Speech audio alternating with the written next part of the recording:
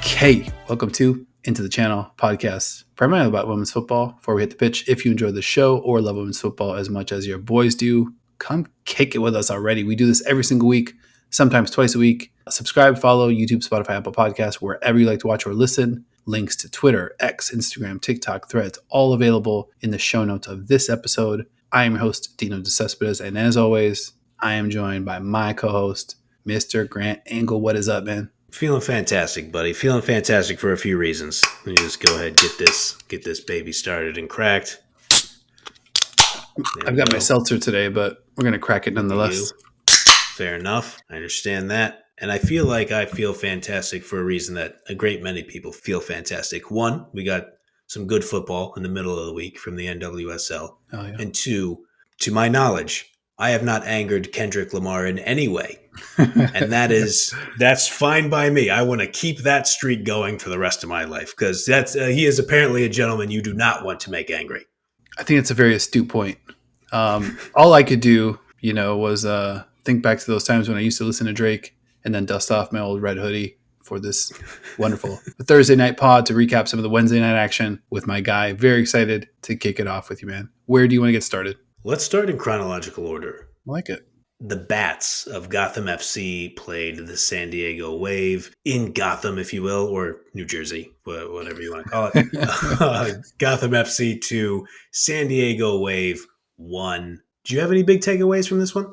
I think my biggest takeaway probably, let me take it from the top. I would say the starting lineups. These are like the two teams that I think have been wrecked the most between like international breaks, injuries, just like lack of rhythm. Gotham's kind of gotten their stuff together. San Diego, a little bit less so. Only two players on the pitch, so just two out of all 22, would be making their 13th start of the season in this one. That was Emily Sonnet for Gotham, Kaylin Sheridan for the Wave. Again, for Gotham, no Lynn Williams, no Esther Gonzalez, no Ella Stevens, no problem. Still had Crystal Dunn, Katie Stengel, Emily Sonnet, Rose Lavelle, all very, very, very much in the building. Gotham looked really good. I mean, now 9 straight unbeaten, coinciding with the arrival of Ann-Katrin Berger. They are finding their rhythm.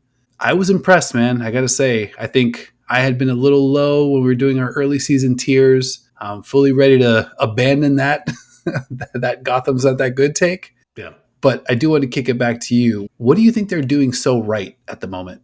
They're playing really direct versus the Wave. Mm-hmm. And I don't know if that's always, their manager, Juan Carlos Amorós, I don't know if that's always his game plan. I don't think they tend to always play direct like that. I think a lot of times they're kind of moving the ball around the field a little bit. But against the Wave, they very clearly saw something. Rose Lavelle was playing some great passes early. Bruninha was getting up the right side of the field. Yasmin Ryan was streaking up the left side of the field. I thought they looked fast. I thought they looked aggressive. Maybe not even fast is the word. They look decisive and aggressive, I thought. And then you just have the world beater, Rose Lavelle herself, because she can hit those good passes. But then she can also hit a missile from about 28 yards, maybe 26 yards, and put you up 1-0 in the first half. That ball had, Pedro Martinez, Greg, some wicked movement on it. I was just actually thinking about this. Imagine being a goalkeeper. The ball starts off sort of flowing one way, and then it ends up in the opposite top left corner by the time it hits the net. There's just no way to know. There's no way to handle that. Like, you're just DOA at that point. Yep. Rose Lavelle, sometimes we have players that are due, like, because it's been 4 or 5 games since players have scored. Rose Lavelle was due just from what she was doing in that match. Yep. Her passing, her striking, she had a header. Like, she was just so super active that you just felt like it was coming. And then when the moment does come, she's on the run, and then she's got the Wave defender sort of backtracking, and she uncorks it. It's just like, you already knew what time it was. Like, that was always going to be money. The best way to beat Kaylin Sheridan is to give her absolutely no chance at it. And that's what she did from that distance. And you make such a great point. When Lavelle is on the run like that, now it's like everybody has to kind of be retreating, but be thinking about whatever 3 or 4 options she has in front of her. Is it going to be a through ball? Is it going to be a 1-2? Or is it going to be a rocket? And if you guess wrong, it might be Yahtzee for Lavelle. I want to call out Katie Stengel too. She had the key tackle in the lead up on that one. She was really active as well. I mean, this team is like, it's wild to see. This was the first time, obviously, they play this lineup. So you have that lack of continuity with regard to the players and the starting lineups. I think they've only had 7 players start 10 matches of the 13. Oh, And wow. one of those 7 players is Esther Gonzalez, who's been hurt for a while. And it might be a little bit before she's back. Yeah.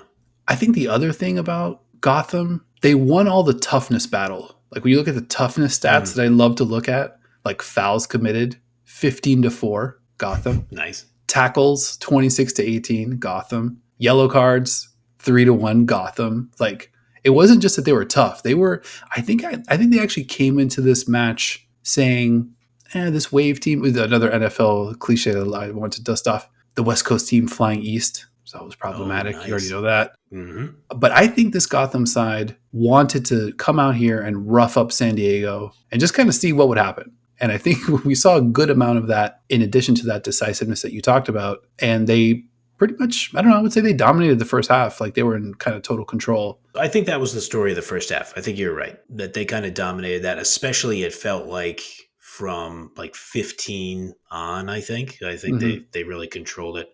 But San Diego, they came out pretty fast in the second half. Maya Jones was able to get the equalizer. Really impressive play from Jones. Just like rips the ball off of Sam Hyatt and then heads toward the goal for the finish. But outside of that, going back to what you're saying in the totality of the match, Gotham was still winning all the toughness stuff. They were winning those 50-50s. They were fouling. They were aggressive. If you're San Diego, you could probably look back at that Maya Jones play and be like, we needed about 50% more of that type of play that Maya Jones was able to produce there. Yeah, it's one of those things where it's sort of like hitting a half-court shot, in basketball. It's kind of like, it's cool, but it's not going to get you into rhythm. Like it's just like a weird fluky kind of thing. Because that was just Maya Jones. I mean, I think it was a Ankachaberger pass, a little bit wayward. Jones gets a hold of it and essentially sort of wins on 2 moves, kind of like gets the outside, gets the inside, a slick finish, near post, sneaks it past. And I thought it was a little bit weird to see a goal.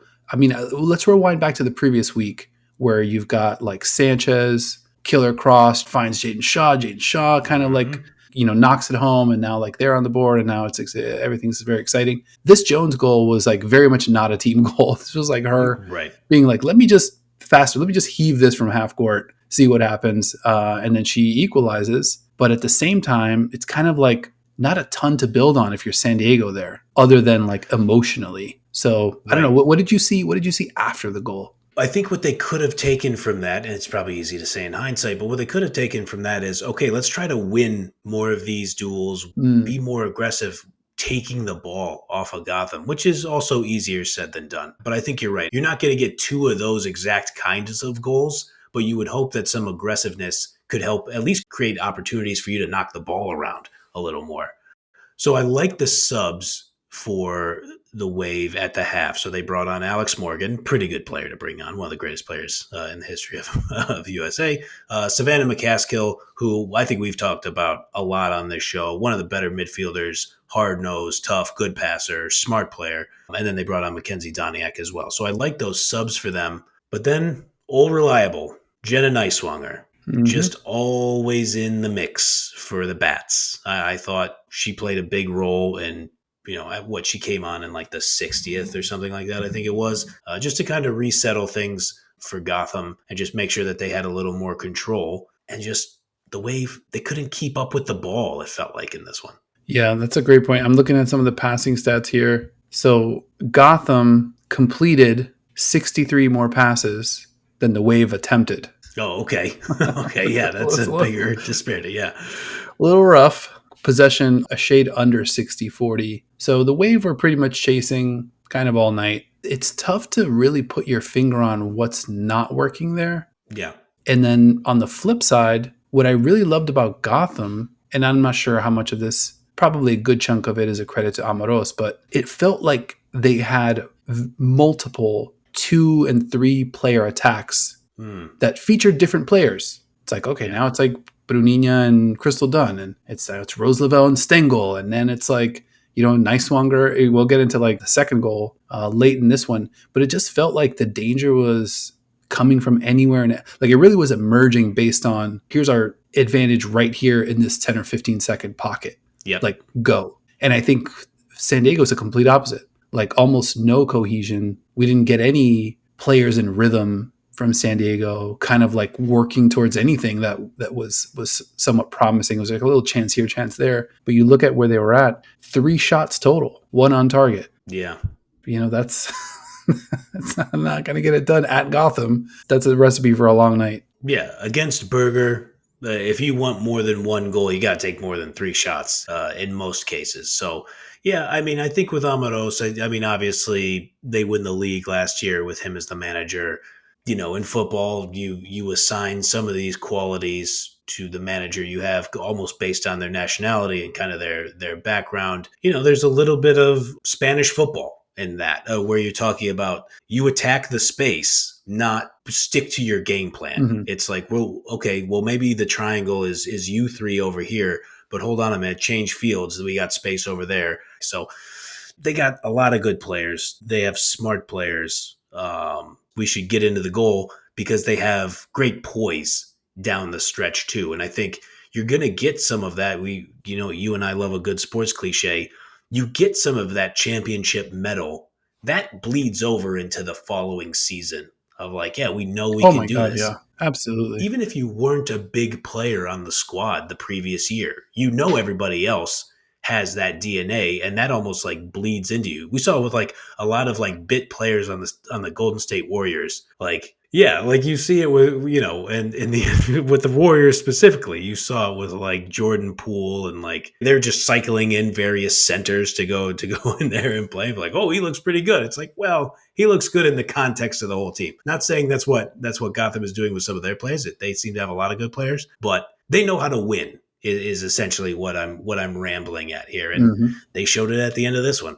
Perfect way to put it. And they know how they want to win. Obviously, we've talked about them defensively. They're on a crazy tear right now. 9 straight unbeaten, 5 straight wins, +9 goal differential over that 9-match stretch. So they're not really blowing the doors off teams. They're outscoring teams 14-5 over that same stretch, that 9-match stretch. Roughly a goal and a half per game.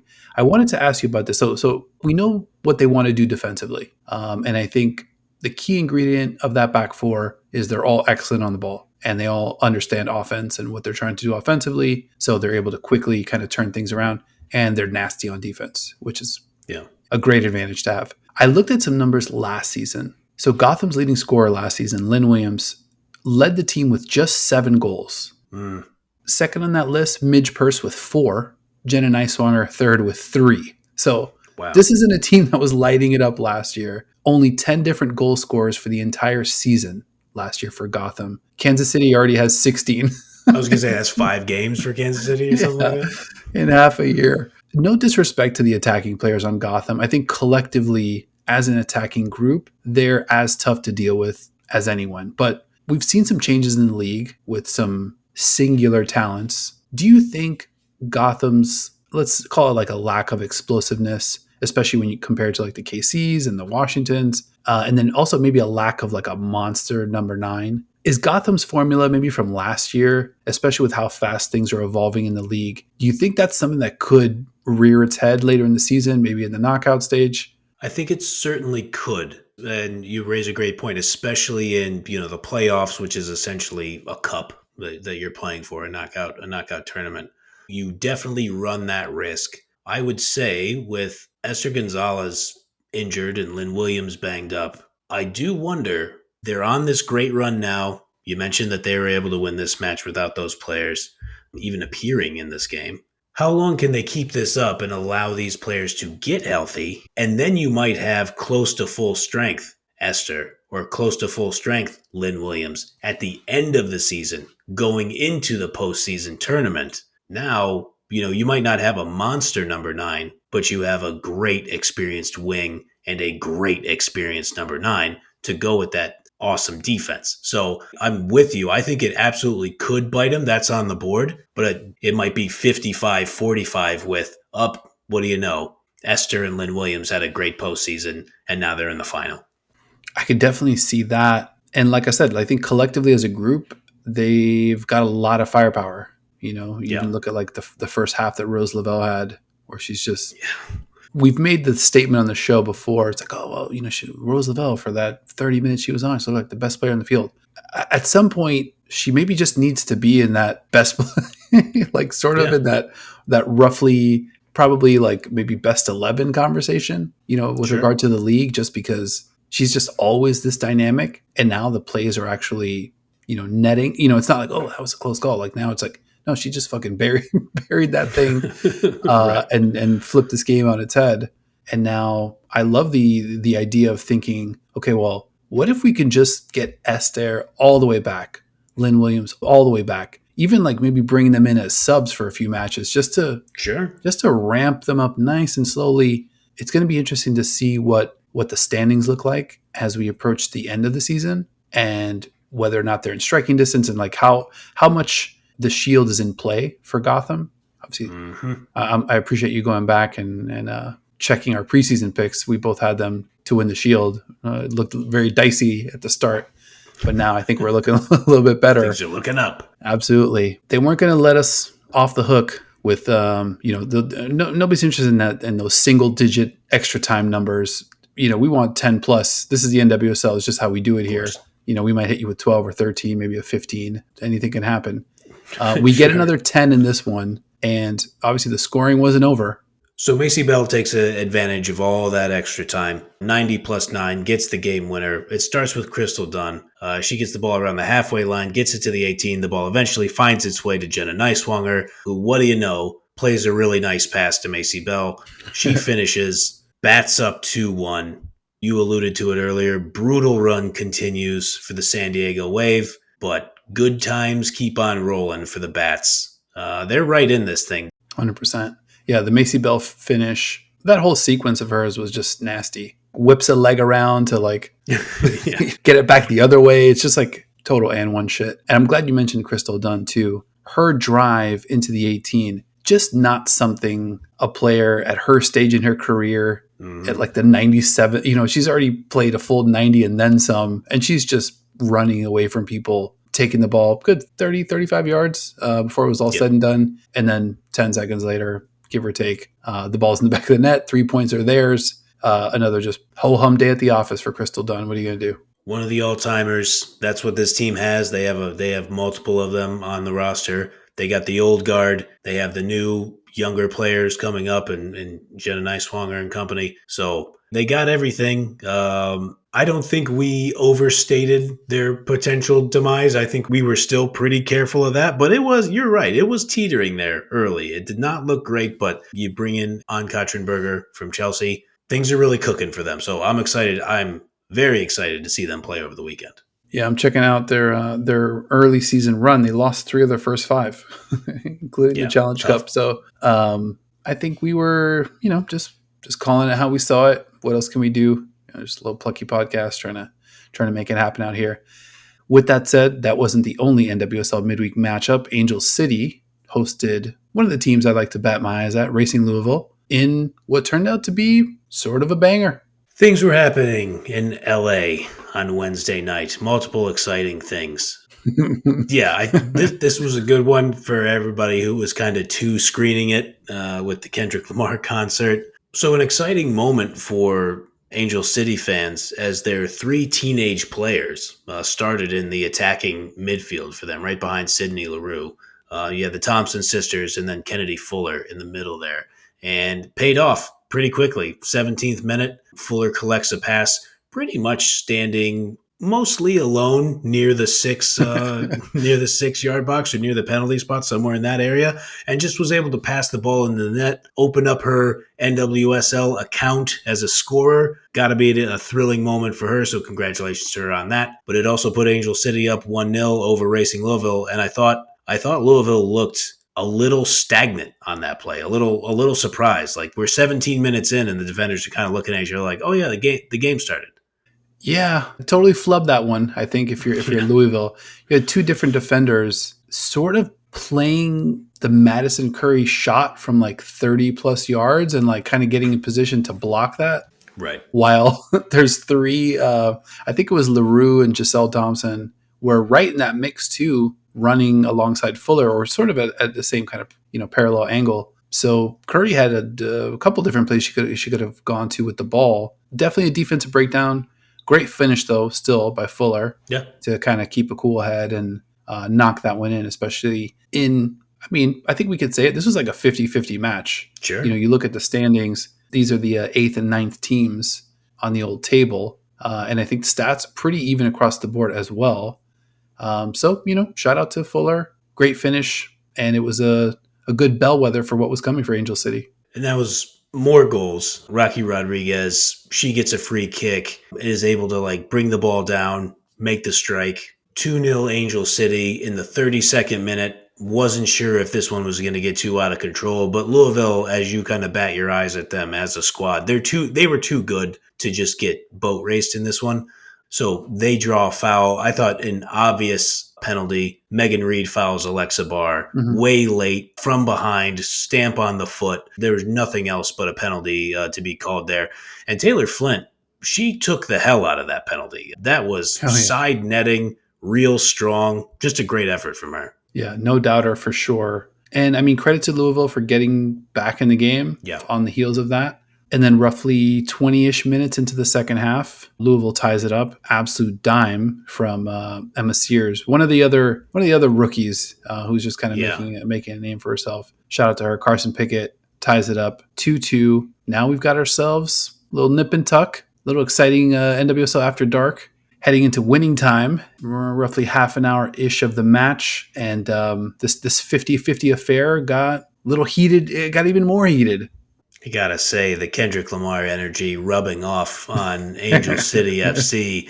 Merritt Mathias, not here for any bullshit. She kind of gets pushed in the general direction of, the concrete staircase in the arena and the metal hand railing. And she ran up on Abby Ursig after that and was clearly not thrilled with that push.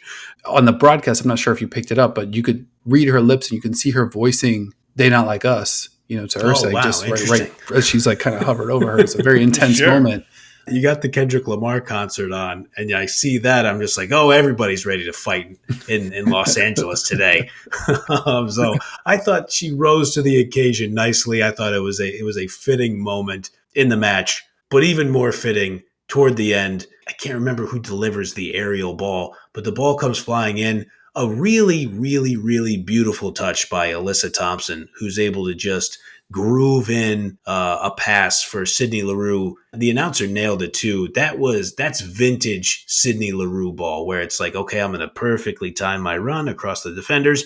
Boom, there's the pass. I'm off and running. I'm in space, 1v1 with the keeper. You know what time it is. So it's cool to see the 34-year-old Leroux get that moment on a great pass from the teenager, Alyssa Thompson. Yeah, I commented earlier in the season about, Angel City. I think the first couple weeks, they had the oldest starting lineup in the league, if I'm not mistaken. Now it's kind of really cool I'm not sure if they're full on hitting the reset button, but they're clearly playing with an eye on the future, trying to sort of develop some of this young talent. I think it was mentioned on the Gotham San Diego broadcast that Gotham maybe only had one rookie. And oh, wow. So I think really interested to see these different franchises taking different approaches to player development and, sort of long-term, short-term kind of thinking. Much, much needed win for Angel City. Obviously, you got Louisville coming to town. That's a match that you got to get.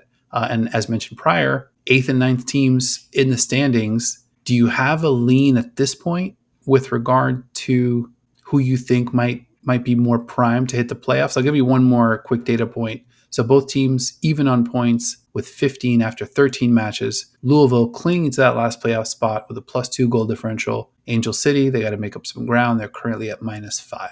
I think you've been right on about Angel City from the beginning of the season, is that you have approached them with caution. And I think that's the right thing to do, because after this match notwithstanding, and I understand Louisville has 3 wins, 6 draws, 4 losses. I think I'm with you. Savannah DeMello in the midfield, Emma Sears kind of emerging as a good young player. You have Kanu out there to score goals.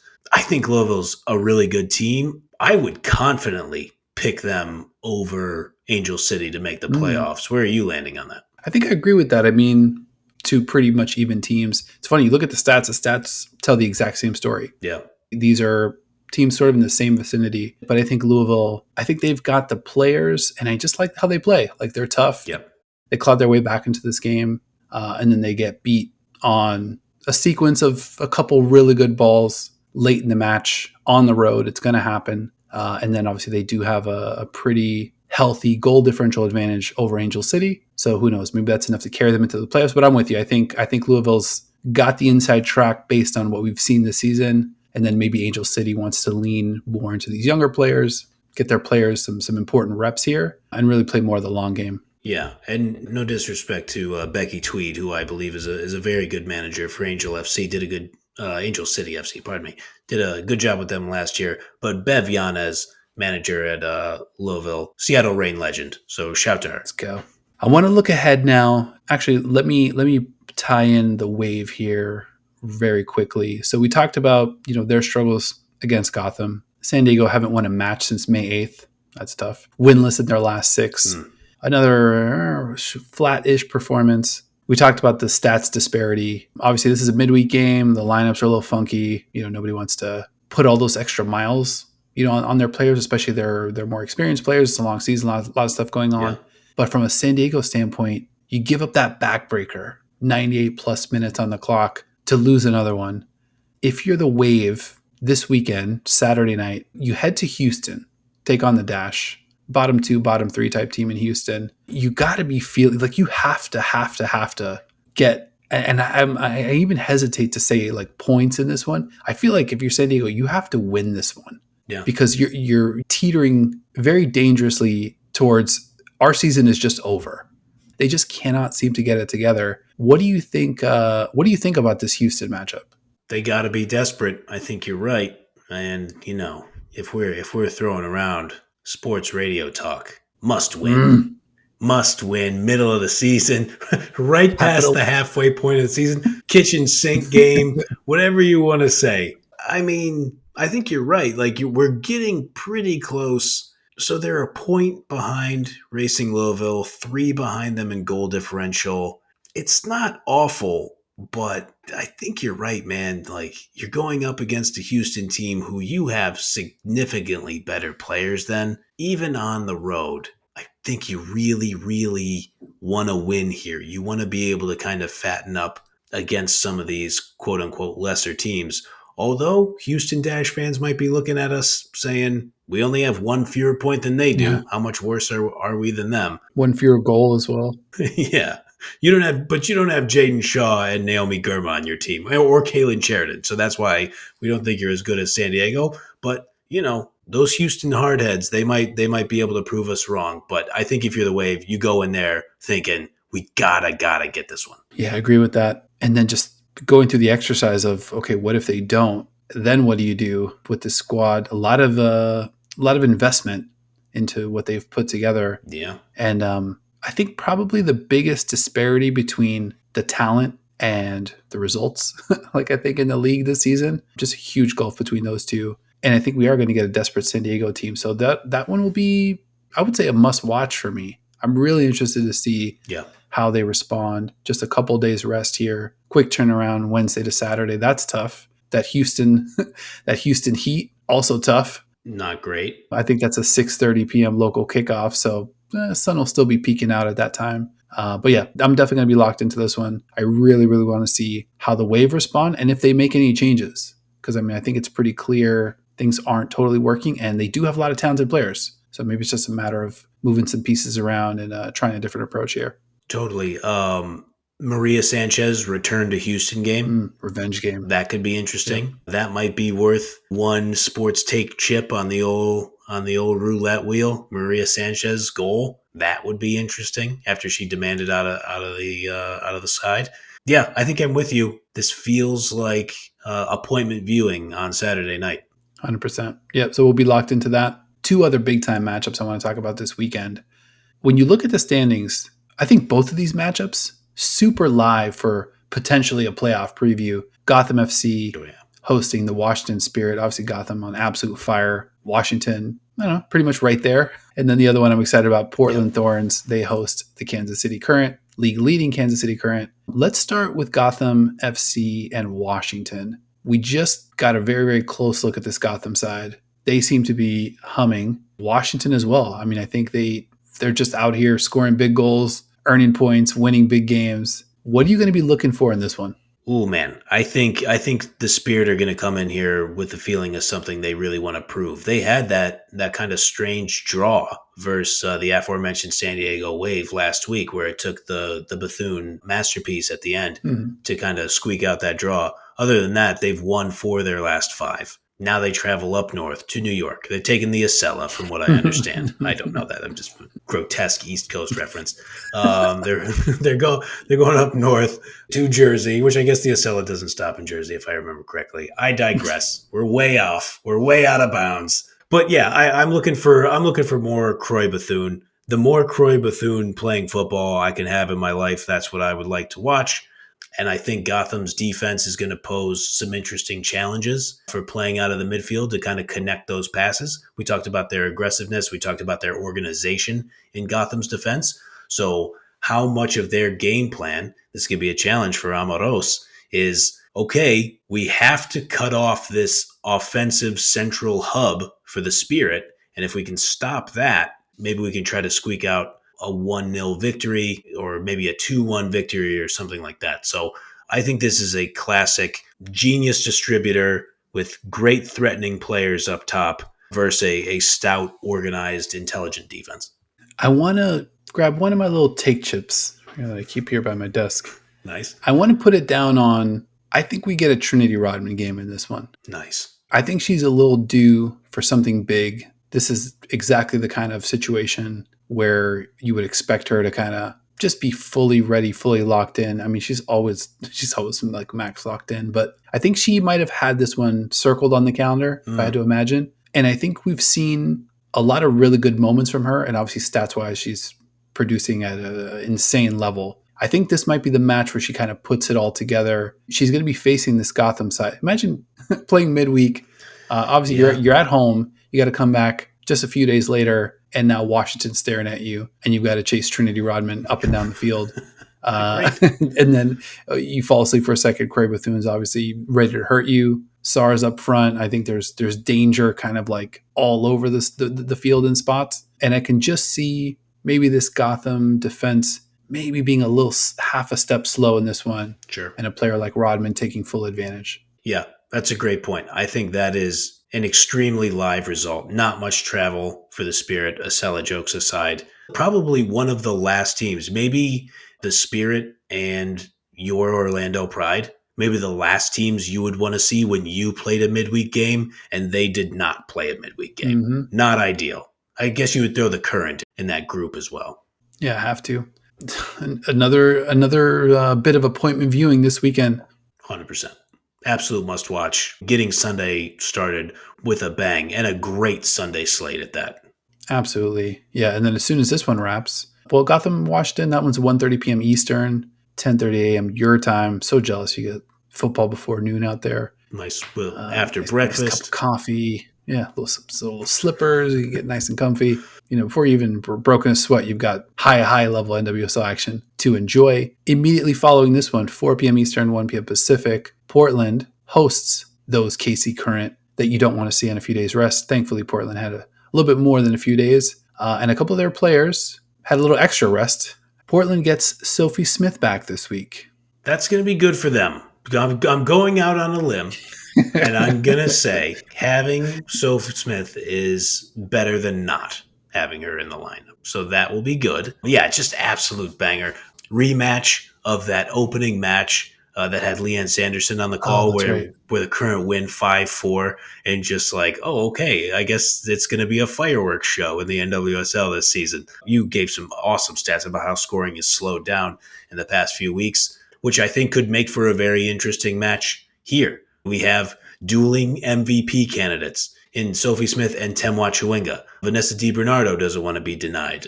Bia Zanerato doesn't want to be denied in that MVP race. I'll be very interested to see. I have not seen any injury updates on Sam Coffey yet. That would be a tough blow for Portland if she's not able to get out there. She will be absolutely necessary against this Kansas City Current attack, But I think either way, if the first matchup was any indication, I'd expect, even if it's not all goals being scored, I would still expect some fireworks. And make sure you batten down those goalposts extra tight with the nails to make sure somebody doesn't knock them off course there.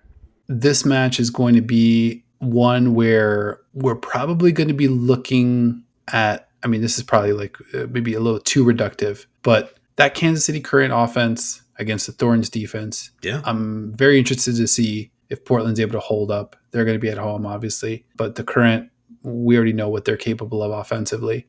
And then I think on the flip side, especially with Sophie Smith back, what is that KC Current defense going to look like? We talked about it a couple weeks back. Their profile not being one of a championship type team, but also a big delta between their goals allowed and their XG allowed. Yeah. Meaning they're probably fumbling around a little bit on defense and letting in shots that maybe are not of the highest quality. That's not going to be the case against Portland. I imagine they're going to be facing at least a few high quality shots, and I'm really going to be looking to see ultimately like which defense is able to kind of hold down the fort for this one, because I think that we're going to see offense in both directions. Yeah. I do want to hit one quick point. You mentioned MVP. We ran a quick Twitter poll. This was interesting. Twitter believes that Sophie Smith is our 2024 NWSL MVP. She got 37% of the votes. Bonda was in second, 25.9% of the votes. And then Chewinga and Croy Bethune tied for third, 18.5%. And then somebody ripped me in our YouTube comments. It's like, so let me get this straight. You have DiBernardo ahead of Trinity Rodman for MVP. Did I misunderstand that? And I had to sheepishly be like, yeah, maybe, now that I hear you say it, maybe you might be. Right. I mean, you know what? I liked it. I think DiBernardo, that's a knower of balls pick. She's all over the place. Her fingerprints are all over the place for Kansas City's offense. I'll defend you on that one, buddy. Yeah, I appreciate that. You did rattle off some insane Trinity Rodman. Yeah, she's cooking. Kind of, had me hit the reset button a little bit. And I think the same on Chewinga. I think you I came into the last week's episode with Sophie Smith as my MVP pick, but I think you talked me into Temoa just with some of those stats and just what she's been able to do this season. But either way, the internet's spoken. Our audience likes Sophie Smith for the MVP, but we're only halfway through. That's the beauty of this exercise. We might sneak another MVP ballot episode before the season's all said and done. So definitely stay tuned.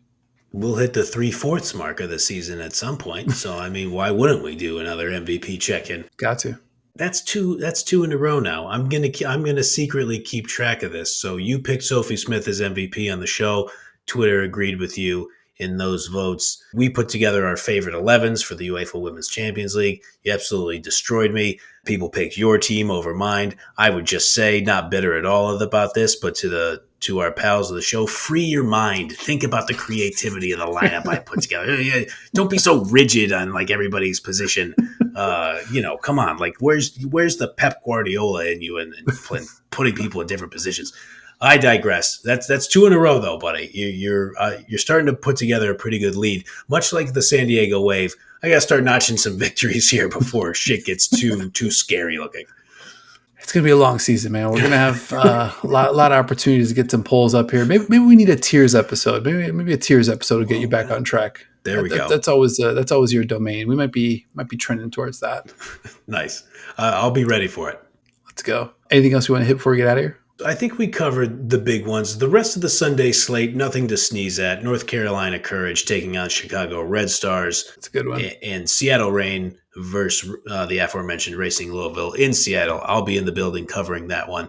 Those are the two evening matches on Sunday. 4, I think, interesting matches that really kind of give you a different look at the squads, kind of top of the table, middle of the table, and bottom of the table a little bit with Seattle. But plenty to watch on that one with the two absolute bangers to start it. So I'm just excited for another just absolutely sick weekend in the NWSL. For sure. And to round out the slate, Friday night, Orlando, they host the Utah Royals, 8 p.m. Nice. And Saturday, Bay FC versus Angel City FC, that whole Southern California battle to the death. That one's going down after dark, Saturday night, 10 p.m. Eastern, 7 p.m. Pacific. That one's going to be a fun one as well. Oh, yeah. All right, man. I think we did it. It's been another episode of Into the Channel. Thank you for watching, listening, liking, subscribing, chiming in, giving us positive reinforcement, voting for me in all our polls. Please keep that up. Really helps your boy's ego. So I appreciate you guys. In all seriousness, we definitely appreciate all of the input into the show. We love kind of opening the doors and having this be more of like a community type gathering. So thank you for rocking with us. And if you're an OG of the show, thank you for continuing to rock with us. Remember, like if you liked, and subscribe or follow Into the Channel, YouTube, Spotify, Apple Podcasts, wherever you like to watch or listen. Links to all of our socials can be found in our show notes. And a big thank you to my co-host, Mr. Grant Engel. He's got loyalty. He's got royalty inside his DNA. I appreciate you, man. Damn. I appreciate you, buddy. The feeling is mutual. Thank you for being the good kid in this mad city. And we will talk to you guys later.